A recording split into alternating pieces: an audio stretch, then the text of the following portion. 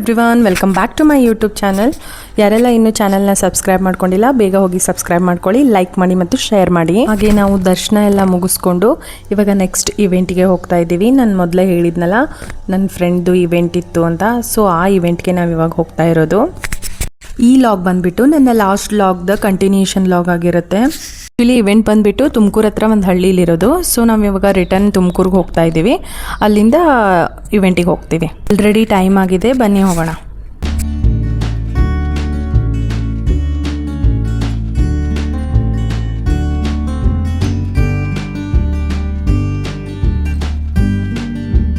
ನನಗೆ ಇವ್ರು ಯಾವ ಥರ ಫ್ರೆಂಡ್ ಆಗಿದ್ದಂದರೆ ನಮ್ಮ ಮನೆಯವ್ರದ್ದು ಫ್ರೆಂಡ್ದ ವೈಫ್ ಇವರು. ಸೊ ಹಾಗಾಗಿ ನನಗೆ ಇವ್ರ ಫ್ರೆಂಡ್ ಆಗಿದ್ದು. ಸೊ ಇವಾಗ ನಾವು ಮತ್ತೆ ತುಮಕೂರಿಗೆ ರೀಚ್ ಆದ್ವಿ. ಇಲ್ಲಿ ಗಿಫ್ಟ್ನ ರ್ಯಾಪ್ ಮಾಡಿಸೋಣ ಅಂತ ಶಾಪ್ ಹುಡುಕ್ತಾ ಇದ್ವಿ, ಫೈನಲಿ ಸಿಕ್ತು. ಸೊ ಇವಾಗ ಗಿಫ್ಟ್ನ ರ್ಯಾಪ್ ಮಾಡಿಸ್ಕೊಂಡ್ಬಿಟ್ಟು ಇವೆಂಟಿಗೆ ಹೊರಟ್ವಿ.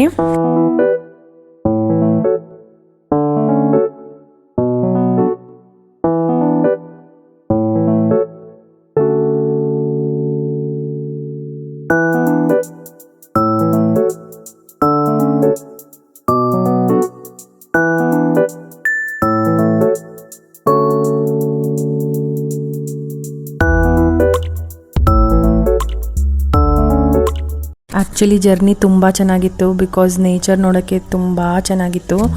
ಸೊ ಒಂಥರ ಫೀಲ್ ಖುಷಿ ಆಯಿತು.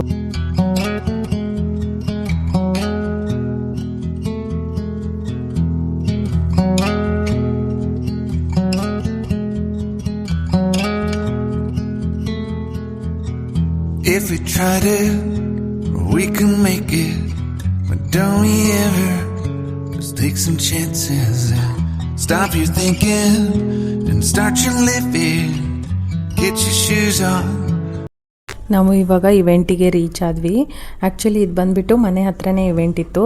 ಸೊ ಅದಕ್ಕೆ ನಮ್ಮದು ಆಲ್ರೆಡಿ ಟೈಮ್ ಆಗಿಬಿಟ್ಟಿತ್ತು, ನಾವು ಟೆಂಪಲ್ಗೆಲ್ಲ ಹೋಗಿ ಬಂದ್ವಿ ಅಂತ. ಇಟ್ಸ್ ಆಲ್ರೆಡಿ 12:30 ಆಗಿತ್ತು. ಸೊ ನಾವು ಮನೆ ಹತ್ರ ರೀಚ್ ಆದ್ವಿ.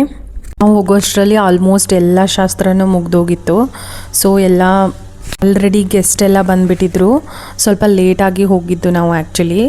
ಮತ್ತು ಅವರಿಗೆ ವೈಫ್ ಆ್ಯಂಡ್ ಹಸ್ಬೆಂಡ್ಗೆ ವಿಶ್ ಮಾಡಿಬಿಟ್ಟು ಫೋಟೋಸ್ ವಿಡಿಯೋಸ್ ಎಲ್ಲ ತೊಗೊಂಡ್ವಿ.